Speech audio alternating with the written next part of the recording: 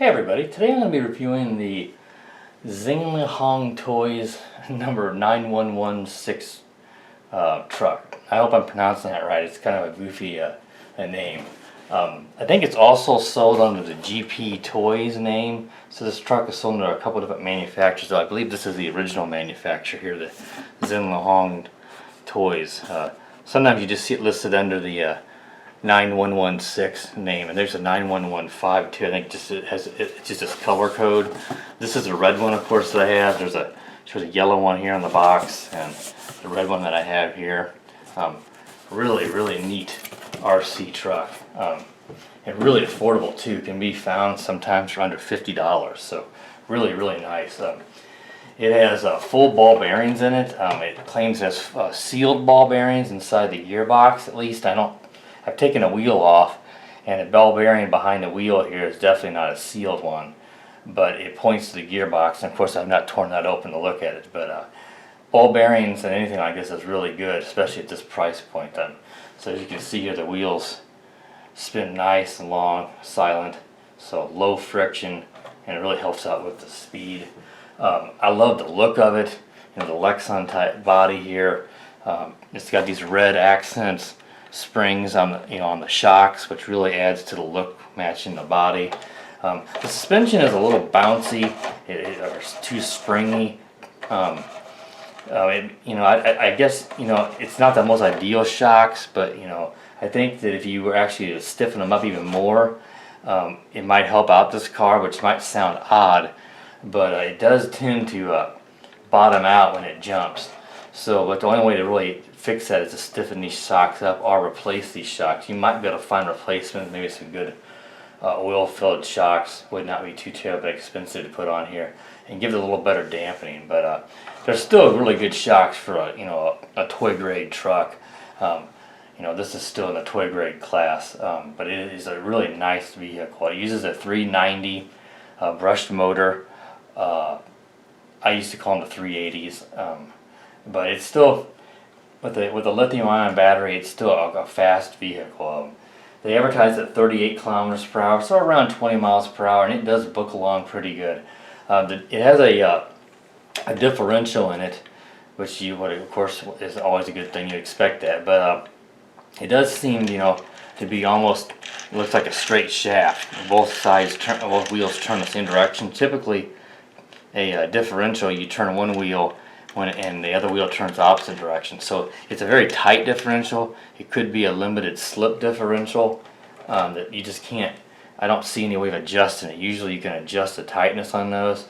So it's just by preset of the factory set pretty tight. So that, a lot of people will like that, because this thing does donuts very easily because of the how tight the back, the differential is set up. So you can just peel out. I can do it on my driveway, of course, in loose, gravel and anything like that. It really spins out good, but it can make steering the car, a little bit more difficult, almost like it oversteers, because as you turn, it tends to peel out on you, and you can tend to oversteer as you're turning. But the steering works really well. Otherwise, it's just peeling out.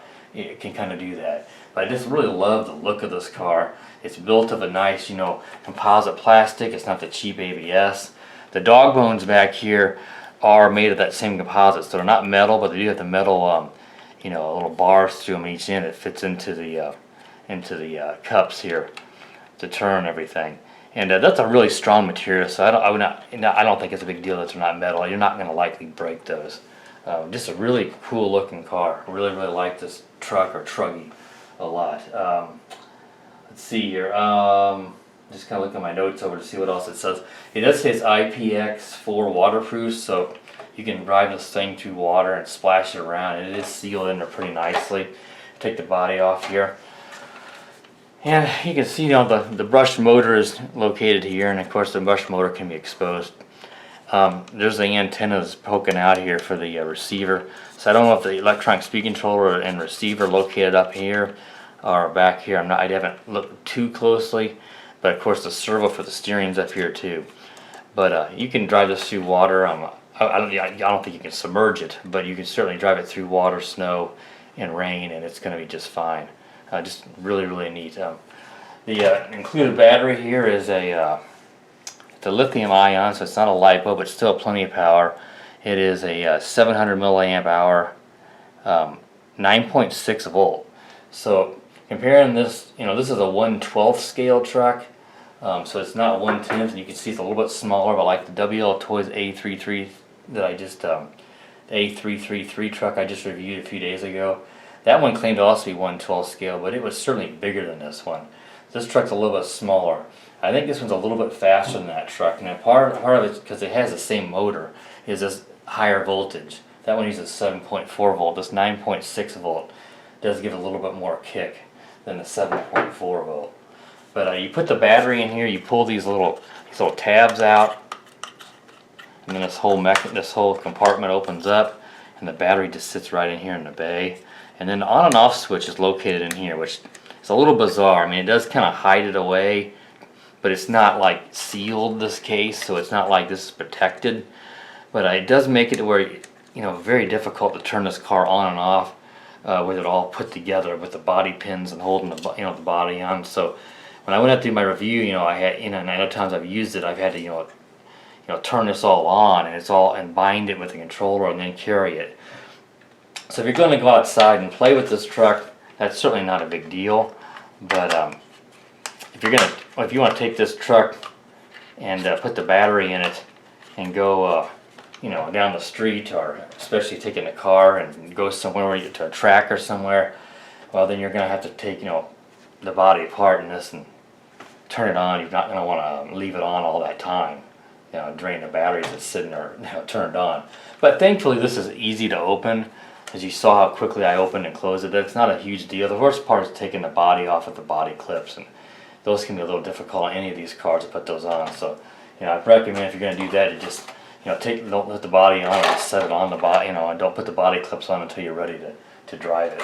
And you can even use 2 body clips. You don't need to use all 4. As long as you just want to keep the body on it and have it not fly off while you're driving it. Let's see here.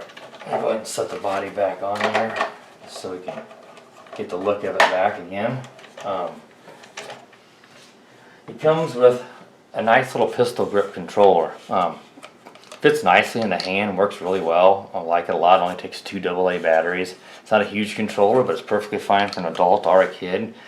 It does only have a steering trim here, which I've not had to trim this too much. It does not have a throttle trim, but typically you would not have to trim the throttle. Sometimes electronic speed controllers can need tweak, but usually that's when you first set them up. So this is obviously set up out of the factory, so you shouldn't have to worry about that. It's got the fully proportional steering, so you can turn it a little bit or all the way. It's not a wham bam bam type steering. Same with the fully proportional throttle. Push forward with your finger there to brake, and then you hold it and it pauses, and then it goes into reverse. You just turn it on. Here's on and off switch, and then you bind it and away you go. So basic controller, but works exactly how you want to. Seems to have pretty good range. It comes with just a Phillips screwdriver if you need to disassemble anything. It comes with a wrench here, which is plastic. It's not metal, but that's to take off the nuts to access behind the wheels. And it comes with a full set of spare body clips for the body. The charger that comes with it is goes to this kind of odd charger. I didn't mention the plug on this, but it uses kind of an odd plug. I don't even know what you would call this plug. It almost looks like something more you'd see inside of a computer, but it is a rather large plug, and it's not a standard one that I'm aware of. So it's not going to be something you're going to be able to use on any kind of hobby grade charger that can charge lithium ion batteries. So you are stuck using this wall charger. The light will be red, and then it goes green here once it's charged. And it takes a couple hours. I didn't get an exact time. It takes a couple of hours to charge it up. The drive time on this is about 10 minutes, and that's what it's advertised. I've been getting around that. Of course, it depends on how you're driving it. But you certainly get a longer drive time if you're not driving at full throttle all the time. Let's see here. I'm trying to see if there's anything else in my notes here. That one thing I would have liked to have seen with the controller is I would have liked to have seen a foam grip on here. Now my hands have never slipped on it, so I can't say it's a problem. But I do like the foam grips on the steering wheel here, just because it gives you a little better grip. So very few gripes I have with this car would be, having that pistol grip, the foam on the pistol grip controller. there's not a whole lot to say negative about this considering the price point of the vehicle. The suspension's a little balanced, so, you know, in fact it bottoms out. You'll see in my drive review that, you know, I do hit it and it does flip and it slides along. So there are some scuffs here on the Lexan body, but a very durable car. And I don't think you're gonna worry about breaking stuff easily because I flipped it over. So it's not the most ideal car for jumping, but I think if you tighten those shocks up, it's not gonna bottom out. That may also help the way it enters into its jumps, so it may be a little better because it does seem fairly well balanced. You know, some of the cars back in the day would be really front heavy and they'd bottom out in the front or back from the motor, and this seems pretty well balanced, so I'm not exactly sure why it tends to you know, jump and bottom out in the back. So I'm thinking it could just be related to the shocks. Just checking the notes here real fast, and I think that I covered everything. You know, like I said, just a really durable car, like it a lot, really cool. It's fast, and you know, I've seen this, I think this was selling for around $45, so you're not going to beat that, especially as a perfect, you know, kind of Christmas gift for a kid or something. So I think that covers everything, so I'm going to go ahead now, we'll move along to the drive review. Alright, back now with the drive review of the Xinlehong, I believe that's how I pronounce it, Toys. I believe it's a 6112, I hope I'm getting that number right. This little Truggy or RC truck. Really cool, full ball bearings. It's a brushed motor, but a 9.6 volt lithium ion battery. And it is pretty quick and it is inexpensive. A really cool little truck. I'm going to take it around here on my on this area here where they're building this house, and there's some rock here, and I got my action camera over there on the rocks. I hope it gets some decent shots of it. So let's go ahead and take it for a test drive.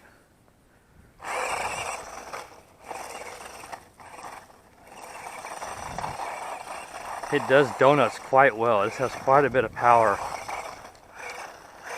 with that 9.6 volt battery. So it does peel out quite a bit. It is cool.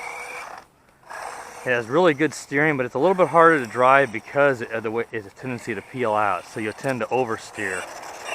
When you turn, sometimes you'll see how kind of do that and oversteer. So you have to regain control.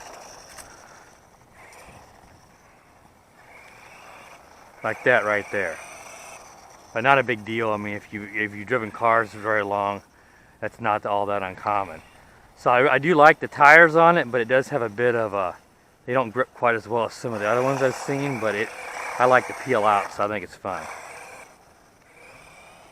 Let's bring it back here. I'll try to go next to the rock pile, so hopefully get some.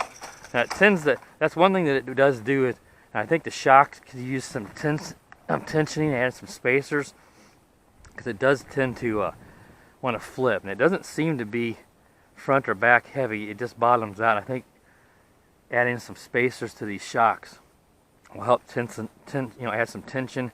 It won't bottom out so easy, and that may also help it jump. But for $45 or whatever it is, I mean, it is a darn cool car. So you just don't want to take a sharp jump at full speed.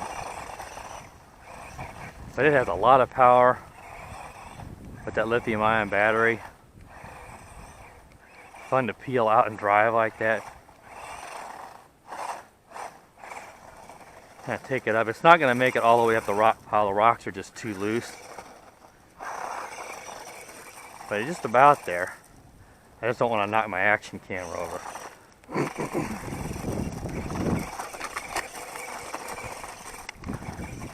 It's made out of that same kind of a material as some of the other cars I reviewed, like the Toys A333. It's got the the rosin or some sort of reinforced plastic. It's not a cheap ABS, so it's quite strong. I flipped it a few times and have no issues.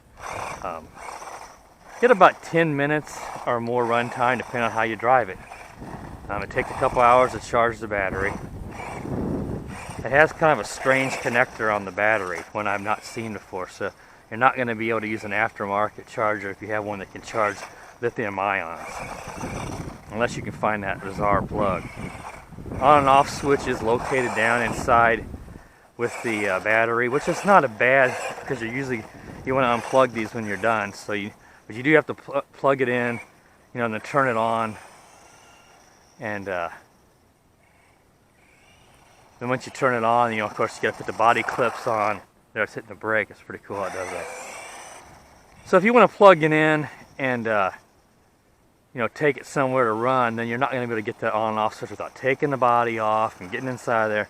So before I came here, I had it all turned back on. So that's a major inconvenience with the on and off switch being in there. Is the biggest inconvenience is that you can't plug it in, take it somewhere, and then it easily reaches the on and off switch.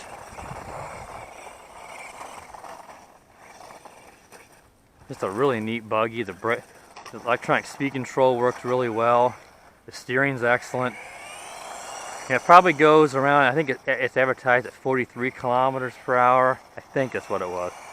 Around 20 miles per hour. I'd say it's probably a little faster than my GPTOYS, maybe. It should be with the same motor, but 9.6 volt with it. The GPTOYS runs off of 7.4, so it should be a little bit quicker. Nice little controller. It just has steering trim. It doesn't have throttle, but you know, you don't really need throttle trim too often on something like this if it's creeping forward, and it doesn't do that. So I've trimmed the steering a little bit. It looks like it could probably use a little bit. I got gloves on. It's really cold out, so I can't reach the throttle trim. The throttle trim is here on the side. Now I can't do it with this glove on, but you hit something hard, you'll knock the servo a little bit and whack it, and that could on these cars you could knock the steering slightly out of whack, and not a lot. That's pretty straight. It's pulling to the right a little bit.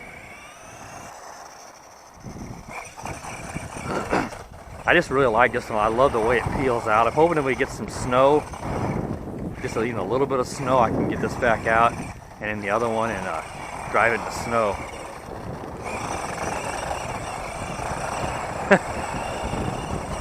It hauls. I said flipped it over a few times and it doesn't have any problems. It's just really durable. What you want, you know, if this is gonna be something for a kid, he's gonna flip it, or a girl. My daughter loves to drive them too. All right, well I think that shows enough there. I'm freezing my buns off out here, so I'm gonna go ahead and wrap it up. It's a really, really neat truck. Really, really cool. Great price. I mean, you cannot go wrong at this price point buying this thing. So I should cover it all right there. I'm gonna be back. I should say I'm filming this today with the Hawkeye 7S action cam that GearBest sent me. And turn my action camera off there. The remote. A Yicam. I use the Yicam I've been using in the past for these reviews, and they sent me the 7S. I actually love this camera. I think it's better than the Yicam. And I'm testing it out here for the first time today with this review. And I'm going to go ahead and do a full review of it with some sample footage side by side. So be sure to stay tuned for that review coming up, because I really, really like this action cam. So that should wrap it up. So please be sure to subscribe if you're not already a subscriber, and stay tuned for more videos.